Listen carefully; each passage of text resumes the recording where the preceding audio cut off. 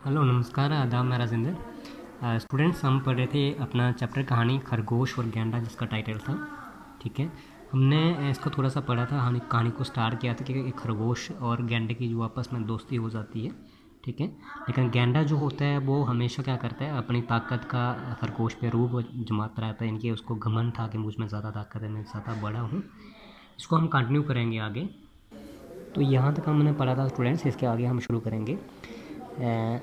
तुम तो ताकतवर हो, अपनी ताकत से इस तरफ आ जाओ, शाबाश। तो ये था कि जब वो दोनों साथ में रहते हैं, जंगल में रहते हैं, तो रात को खरगोश और उसके साथी बाकी क्या करते हैं कि गहरा गड्ढा खोद देते हैं, और गड्ढा खोदने के बाद खुद दूसरी तरफ चले जाते हैं। और जब सुबह गेंडा जागता है तो वो गहरा गड्ढा देख के परेशान हो जाता है, और ये कहता है कि मैं ये गड्ढा पार नहीं कर सकता हूँ। तो ये कहता है खरगोश उसको आगे से कि तुम तो ताकतवर हो, अपनी ताकत से इस तरफ आ जाओ, शाबाश। तो गेंडे ने कहा, जिनके गेंडा वहाँ दोबारा कहता है फिर से, खुदा के लिए मुझे यहाँ से निकालो, कि मुझे यहाँ से निकाल लो, मैं अपने आप यहाँ से निकल नहीं सकता, खरगोश ने कहा। तो ये गेंडा कहता है कि मैं यहाँ से अपने आप नहीं निकल सकता, खुदा के लिए मुझे यहाँ से निकाल दो। तो फिर खरगोश आगे से दोबारा कहता है, प्यारे दोस्त, ताकत ही सब कुछ नहीं होती। तो ये कहता है कि ये मेरे दोस्त, जो ताकत ही सब कुछ चीज़ नहीं होती है, कि तू बड़ा है, तुझ में ज़्यादा ताकत है, तो यही सब कुछ चीज़ नहीं है। हर जगह ताकत ही काम नहीं आती, और हर जगह पे ताकत ही काम नहीं आती है, किसी जगह अक्ल भी इस्तेमाल होती है। कहता है कि तुम हमेशा ये कहते हो कि मैं बड़ा हूँ, मैं बड़ा हूँ, मुझमें ज़्यादा ताकत है, लेकिन हर जगह ताकत काम नहीं आती, किसी किसी जगह पे हमें अक्ल से काम भी लेना पड़ता है।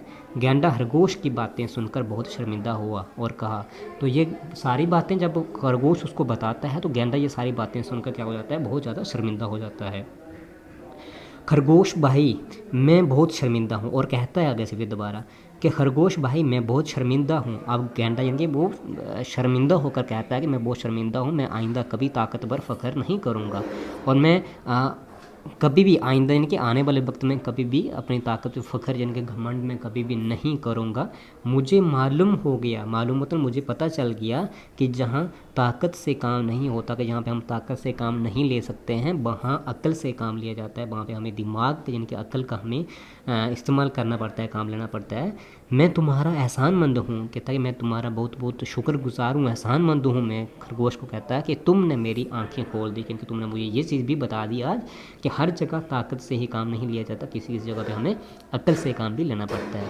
तो स्टूडेंट्स, ये थी हमारी कहानी खरगोश और गेंडा की, जिसमें हमें ये मतलब एक सबक मिलता है कि चाहे इंसान है, चाहे जानवर है, कोई भी चीज़ है, उसको हमेशा मतलब अपने आप को ही हमेशा बड़ा नहीं समझना चाहिए। ऐसा नहीं मानना चाहिए कि मैं बड़ा हूँ, मुझ में ज़्यादा घमंड गरुड़पन, ये नहीं करना चाहिए। यहाँ पे मतलब ताकत के हम साथ हम काम नहीं ले सकते हैं, या ऐसा कोई काम जो हमारे ताकत से नहीं होता, तो वहाँ पे हमें अकल का इस्तेमाल भी करना पड़ता है, दिमाग का इस्तेमाल भी करना पड़ता है। नेक्स्ट इसके हम आगे करेंगे क्वेश्चन आंसर जो भी आगे हैं। नेक्स्ट पेज पे इसके हैं लफ्ज़ और मैनी, यानी कि मुश्किल लफ्ज़ जो कुछ होते हैं। परिंदे, परिंदे क्या होता है, पंछी, ये आपको पता है सभी। फ़ख्र करना मतलब नाज करना, घमंड। किससे, किससे क्या होता है, कहानियाँ। असरार करना मतलब ताकीद करना। मुखातब, मुखातब होता है जिससे बात की जाए, जिस इंसान से हम बात कर रहे हैं उससे मुखातब होकर। शर्मिंदा, शर्मिंदा हो गया। खजल, नादम। ठीक है, आगे नेक्स्ट इसके क्वेश्चन आंसर हैं, सवाल आते हैं। स्टूडेंट्स, इसका फर्स्ट क्वेश्चन है, गेंडे को किस चीज़ पर फ़ख्र था। तो गेंडे को जो था अपनी ताकत पर फ़ख्र था। इस चीज़ पे अपनी ताकत पर उसको काफ़ी ज़्यादा फ़ख्र था, घमंड था। सवाल नंबर 2 है, खरगोश ने गेंडे को कहाँ की सैर करवाई, कहाँ की सैर करवाई थी उसने। तो खरगोश ने गेंडे को जंगल की सैर करवाई थी। थर्ड क्वेश्चन है, खरगोश ने गेंडे के इर्द गिर्द क्या खोद दिया, यानी कि क्या उसने क्या खोदा था उसके।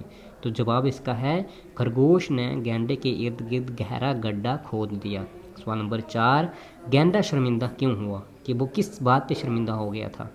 तो गेंडा गहरे गड्ढे को पार नहीं कर पाया, इसलिए वो शर्मिंदा हो गया, यानी कि वो गहरा गड्ढा जो खोदा था खरगोश और उसके साथियों उसको पार नहीं कर पाया। तो जब उसको खरगोश ने आगे से बातें सुनाई, तो उसकी बातें सुनकर वो क्या हो जाता है, शर्मिंदा हो जाता है। सवाल नंबर 3 हमारा क्या है, इसमें हमने ये कालम अल्फ को कालम ब से मिलाना है। जैसे कालम अल्फ में पहला हमें गेंडा दिया है, इसके आगे जंगल का बादशाह दिया है। तो नेक्स्ट पेज हम देख रहे हैं क्या लिखा है। खरगोश, खरगोश बहुत सुस्त जानता है, यानी कि हमने ये मिलाने। तो फर्स्ट हमने क्या दिया था, फर्स्ट हमें दिया है गेंडा, तो गेंडा जंगल का बादशाह, ये तो हो नहीं सकता। इसके साथ नेक्स्ट आगे आएगा गेंडा बहुत बड़ा और भारी जानवर है। दूसरा है खरगोश, खरगोश के साथ मैंने ये लिखा वो बड़ा फुर्तीला और तेज़ होता है। शेर, तो शेर के साथ ये फर्स्ट वाला आएगा, जंगल का बादशाह है। हाथी बहुत सुस्त जानवर है। ठीक है, नेक्स्ट हमें क्या दिया है, हमें ये मिसाल देखकर एग्जांपल देकर इनको मिलाना, जैसे ख र ग ओ श, खरगोश, वाव श, ये जोड़ा हुआ है, तो ये मिलाने से द वाव स त, ये दोस्ती मैंने लिखा, ये एहसास और ये दूसरे। उसके बाद ये मिसाल देकर हरुफ अलग अलग करके लिखें, इनके अलग अलग लिखना, जैसे हमें जैसे फ़खर लिखा था फ खर, सुस्त ये मैंने लिख दिया यहाँ पे सहू सत सुस्त, नकल न कल, अकल एन काफ ल, मालूम म ह ल वाव मु।